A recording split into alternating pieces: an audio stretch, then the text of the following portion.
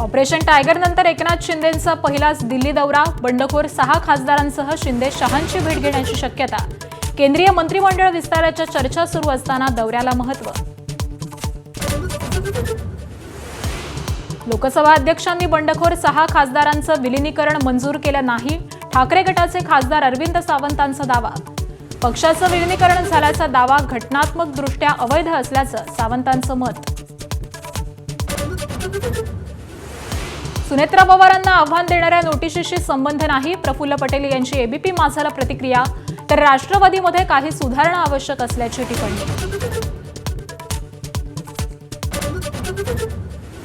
राष्ट्रवादीच्या नेत्यांमध्ये संवाद नाही, सरचिटणीस ब्रिजमोहन श्रीवास्तव यांनीही एबीपी माझाशी बोलताना बोट ठेवलं। पक्षासमोरची आव्हानं दूर करण्यासाठी एकत्र बसून चर्चा करण्याची गरज व्यक्त। मुंबईतल्या चेंबूर दुर्घटनेप्रकरणी चौकशी समितीचा अहवाल समोर, कंत्राटदार जबाबदार असल्याचं निष्पन्न। उद्यान आणि रस्ते विभागाला क्लीन चिट। मुसळधार पावसात शाळेच्या बसवर झाड पडल्यानं 11 वर्षीय मुलाचा मृत्यू।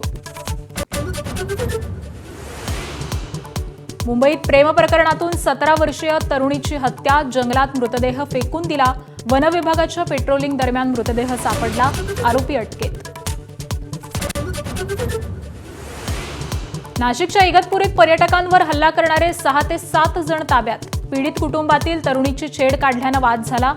लाकडी काठी आणि लोखंडी रॉडनं मारहाण करण्याचा प्रयत्न।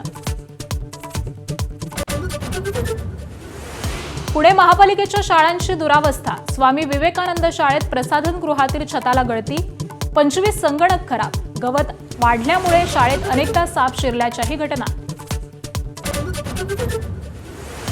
मराठवाड्यात 23 जुलैनंतर पावसासाठी अनुकूल स्थिती निर्माण होईल, परभणीच्या कृषी विद्यापीठाच्या हवामानशास्त्र विभागाचा अंदाज।